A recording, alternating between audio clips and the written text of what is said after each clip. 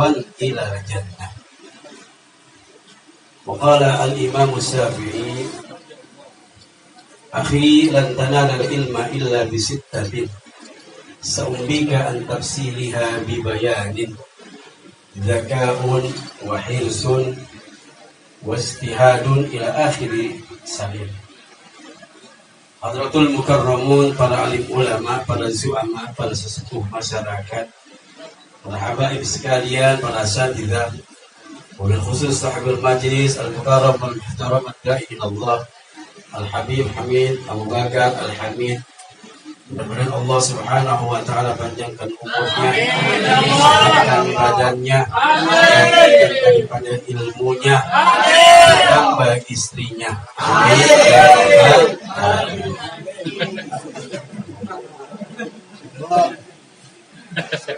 Yang terakhir yang diaminin, saya bisa pulang sudah hilang nih. Hadirin hadirat yang dirahmati oleh Allah Subhanahu wa ta'ala. Tadi sama-sama kita telah dengarkan Mau'izatul Hasanah dari guru kita Al-Habib Alwi As-Segar tentang manfaat kita menuntut ilmu. Memang segala sesuatunya itu perlu dengan ilmu. Dalam matan Zubat Ibnu Ruslan itu dikatakan, wa kullu man bi ghairi ilmin yahmalu a'maluhu mardudatun la tuqbalu. Setiap orang yang mengerjakan segala sesuatu tanpa ilmu, maka pekerjaannya itu akan tertolak dan tidak diterima oleh Allah Subhanahu wa ta'ala. Hadirin hadirat yang dirahmati oleh Allah Subhanahu wa ta'ala. Tadi guru kita mengatakan, kul in kuntum tuhibbunallaha fattabi'uni yuhibbukumullah wa yaghfir lakum dzunubakum wallahu ghafurur rahim.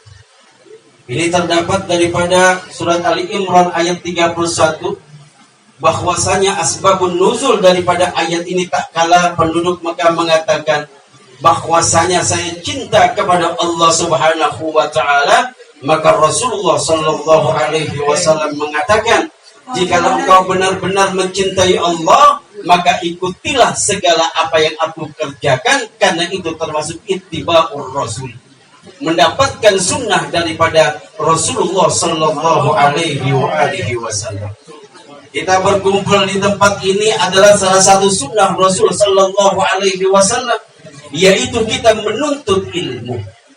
Apa syarat-syarat untuk kita mendapatkan ilmu? Bisa menghafal ilmu kita itu bisa kita laksanakan, bisa kita amalkan pada tiap-tiap hari kita, dan malakatan di dalam akal kita.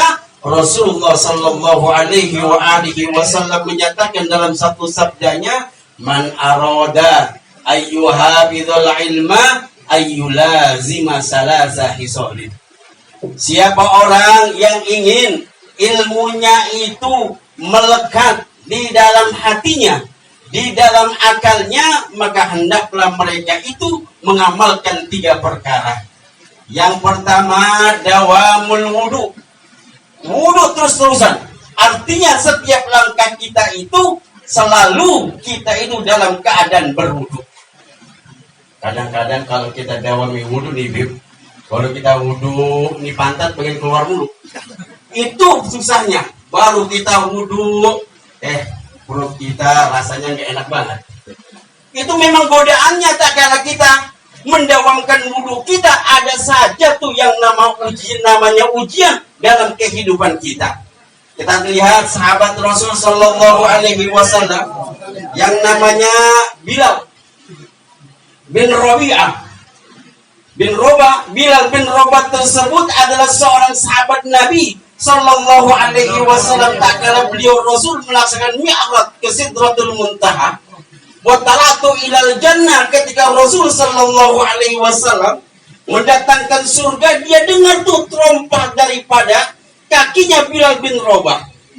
Hingga Bilal bin Rabah itu ditanya oleh baginda Rasul sallallahu alaihi wasallam, ayyu amalin amilta ya Bilal?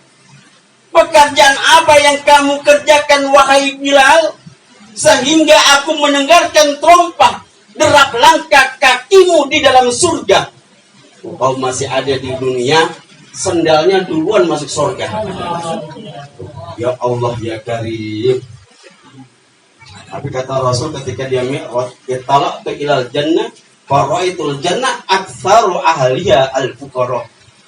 Ketika aku menuju surga, kulihat di dalam surga banyak penduduknya yaitu orang-orang fakir. Kenapa orang-orang fakir? Orang-orang fuqara banyak di dalam surga. Karena apa? Karena mereka itu adalah ahwanul hisaban, paling ringan hisabnya di sisi Allah Subhanahu wa taala karena tidak memikirkan harta. Kalau kita mempunyai harta yang banyak, la tazulu qadama 'abdin yaumal qiyamah hatta yus'ala an arba'ah. Masih bertengger kaki kita, masih ada kaki kita di mana akan 4 perkara oleh Allah Subhanahu wa taala, di antaranya yaitu an malihi bima iktasaba wa aina anfaqa. Tentang harta kita, di mana kita cari dan di mana kita infakkan itu harta kita selama hidup kita di atas dunia ini. Makanya hati-hati. Kalau seorang istri, kalau suaminya pegawai negeri, golongannya 2A, gaji paling banyak 2,3 juta sebulan. Kalau dia bisa beli mobil CR-V, tanyain duitnya dari mana. Ini kadang-kadang istri kalau dikasih duit banyak sama suami, girang banget. Girang sekali, bahagia sekali. Nggak pernah ditanya dari mana asalnya duit tersebut. Ada yang begitu, Bu? Bu, kalau dikasih duit banyak sama suami, ditanya tidak, Bu? Halo? Kalau dikasih banyak nggak nanya, Pak. Tapi kalau dikasih sedikit nggak sesuai dengan gaji, dikemanain duitnya? Belok kemana ini duitnya? Biasanya ngasih 2,3 juta sebulan, kok sekarang cuma 1.300.000. Jangan-jangan punya yang namanya istiqomah. Apa istiqomah? Istri ketiga dikontrakin rumah. Ibu dan bapak sekalian yang dirahmati oleh Allah Subhanahu wa taala. Jadi ketika Rasul itu pergi ke surga, dia melihat dan mendengar tumpahnya Bilal bin Rabah. Kemudian ditanya, "Wahai Bilal, pekerjaan apa yang kau kerjakan? Sehingga apa? Sehingga terompah kamu terdengar di dalam surga dan sudah masuk surga duluan sebelum kamu masuk surga." Bilal mengatakan, bahwasanya aku tidak membatalkan wuduku, menyelaksanakan segala pekerjaanku dengan wuduku yang pertama. Artinya Bilal tersebut melaksanakan dawamul wudu. Mau terompahnya masuk surga? Mau nggak? Terompahnya doang? Ya mau aja. Makanya yang pertama dawamul wudu. Yang kedua salatul lail walau rakaataini. Salat malam walaupun 2 rakaat. Ini kita yang udah tua-tua nih, alhamdulillah. Kalau tengah malam bangun, bangun semuanya, bangun kencing. Habis itu tidur lagi. Biasa, kalau udah umur 50 tahun ke atas yang sudah agak dol sedikit. Malam-malam jam 2 bangun kencing. Jam 3 bangun, cuma bangun kencing doang. Tapi kalau kita nonton bola, sampai pagi kuat banget. Sampai pagi itu mata terang terus menerus. Ketika disuruh melaksanakan sholat lail 2 rakaat, itu tidak mau dilaksanakan. Fatahajjat bihi wa minal laili fatahajjat bihi nafilatan lak asa ayyab'asaka rabbuka maqaman mahmuda. Kita nangis di pas 3 malam. Tunduk kepada Allah Subhanahu wa taala, mengikuti siapa? Baginda Rasul sallallahu alaihi wasallam yang sudah maksum, yang dijamin masuk surga. Rasulullah salat lail hatta tatawarama qadamahu, sampai bengkak dia punya kaki, dia melaksanakan ibadah salat. Kita kalau saudara sendirian di rumah, ketemunya kulhu lagi. Nikatan dikit dia baca kuliah. Baca kuliah ayyuhal kafirun la a'budu ma ta'budun wala antum abiduna ma a'bud wala ana abidum ma abatum wala antum abiduna ma a'bud wala ana abidum ma abatum wala antum abiduna ma a'bud. Anaknya di belakang udah Pak, wala doli aja lagi. Kenapa? Ujung-ujungnya nggak ketemu. Karena memang kuliah agak susah sedikit. Nah, kalau nggak bener-bener apal itu yang namanya kuliah, nggak ketemu ujungnya. Nah ini Bapak sudah jadi imam baca kuliah. Kadang-kadang dia baca kulhu doang. Kulhu aja, kulhu Allahu ahad. Anaknya di belakang bilang, Pak ganti dong ayatnya. Jangan ketemu kulhu mulu. Ya udah kuliah. Ya habis kuliah dia bingung. Dia ganti tuh ayat Inna anzalnahu fi lailatul qadri wa ma adraka ma lailatul qadri. Belakang lailatul Pak. Inna anzalnahu fi lailatul qadri. Lailati. Akhirnya apa? Mulak balik dia matu. Nggak ketemu. Akhirnya balik lagi. Qul huwallahu ahad. Ya udah ketemunya qul huwallahu ahad. Kata Ustaz begitu. Kalau nggak ketemu lagi, baca kulhu saja. Itu lebih aman. Ada kucing di atas meja. Kebetulan ada ikan apa? Ikan bolu di atas. Yang harga 20.000 kan gede banget ya? Gede. Pas lagi dilihat itu kucing naik ke atas meja. Kebetulan dia baca kulhu. Dia baca Allahus somad. Nah, kalau dia husnya sampai begini kan batal. Mendingan dia baca kulhu Allahu ahad Allahus. Nah, itu kira-kira kucing kabur apa enggak? Kabur. Tuh. Yang dipraktekin ya. Hadirin hadirat yang dirahmati oleh Allah Subhanahu wa taala. Jadi yang kedua, selain kita melaksanakan sholat lail walau rakaataini, kata Imam Syafi'i, akhiran tanalal ilma illa bisittatin. Wahai anakku, la tanalal ilma, tidak sekali-kali kamu akan mendapatkan ilmu illa bisittatin, kecuali dengan 6 perkara. Saumbika antafsiliha bibayanin, aku akan beritahu kepadamu dengan rincian-rincian tersebut. Yang pertama, zakarun, intelijensi, kepandaian, kecerdikan, dan juga bagaimana kita itu menghafal daripada apa yang kita dapatkan daripada ilmu. Makanya yang pertama dawamul wudu, yang kedua sholatul lail walau rakaataini, yang ketiga aswak, sikat gigi. Ini habis makan jengkol nggak sikat gigi. Sholat berjamaah di masjid, sholat maghrib, aminnya mulutnya diangkat. Kira-kira yang di samping bagaimana itu? Ya Allah, gas bopal ini. Kalau kita ingin ilmu kita bermanfaat dan bisa kita hafalkan dan melekat di dalam zihni kita, di dalam sudur kita, yang pertama dawamul wudu. Setiap segala sesuatu ketika kita akan memulai membaca Quran, membaca riwayat maulid, kita baca tuh, kita wudu terlebih dahulu. Kita mengadakan Fatihah, Al-Fatihah sambil ngomong pertama mikul li soma udah apa dan tulisan jadi batin lu terus sampai ke sana wudu dulu.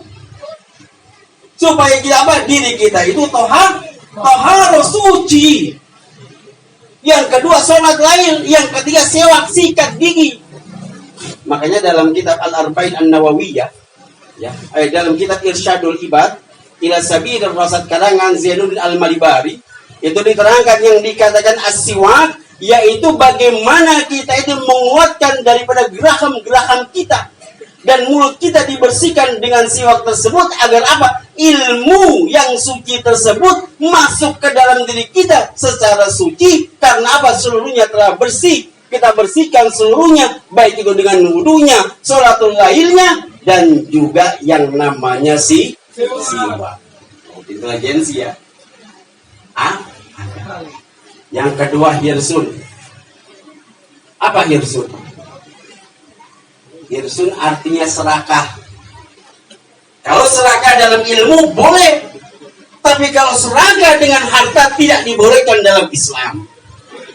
Maka dalam kitab Zurratun Nasihin itu diterangkan innamal ummahatul khotoya salasa. Sesungguhnya pangkal dari kesalahan manusia itu ada 3. Yang pertama hirsun, al-hirsu. Yang kedua al-hasadu. Yang ketiga al-kibaru. Yang pertama serakah, yang kedua hasad, yang ketiga sombong. Semuanya ini telah dicontohkan oleh siapa? Oleh anaknya daripada Adam alaihissalam dan juga setan laknatullah alaih, ketika Allah subhanahu wa ta'ala memerintahkan itu setan untuk bersujud kepada Adam, dia menolak. Artinya ketika itu setan takabur, sombong, tidak pernah bermaksiat dia. Pernah setan bermaksiat? Pegang-pegang tangan perempuan, pernah? Pernah nggak? Di sini banyak. Halo? Di sini sih enggak, di sini enggak. Besok malam. Ustaz ngajarin kayaknya. Besok malam apa dia besok? Hah? Tumben ngomongin malam Ahad. Biasanya malam Minggu. Ya pegang sono, pegang sini ya Allah. Ya nikah aja ya Allah, bang napa kebetulan kampret. Pegang sono adem, pegang sini adem. Malah kampret duluan bang. Ini kampretnya nih. Malam Minggu. Nah itu setan nggak pernah bermaksiat kepada Allah Subhanahu Wa Taala. Cuma satu dia bermaksiat, takabur, sombong, nggak pernah mau mengikuti perintah Allah Subhanahu Wa Taala. Wa idh qala rabbuka lil malaikati inni ja'ilun fil ardi khalifah qalu ataj'alu fiha may yufsidu fiha wa yasfiku dima wa nahnu nusabbihu bihamdika wa nuqaddisu. Suruh sujud, ogah dia, tidak mau dia sujud. Kenapa? Aku diciptakan Allah dari api, sedangkan Adam diciptakan dari tanah. Bagaimana aku akan sujud dan menyembah dari ataupun sujud menghormati Adam, sementara Adam tersebut diciptakan dari tanah? Itu cuma satu sombongnya. Satu sifat sombong. Maka daripada itu kalau kita mempunyai sifat sombong, kata Allah Subhanahu wa taala, al-kibriya'u ridai wal uzma'u izari wa man naza'ahuma alqaitu ilan nari wala ubali. Ini hadis qudsi. Sesungguhnya keagungan itu adalah milikku, perhiasan itu adalah pakaianku.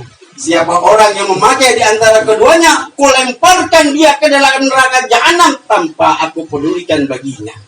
Na'udzubillah min dzalik. Hadirin dan hadirat yang dirahmati oleh Allah Subhanahu wa taala.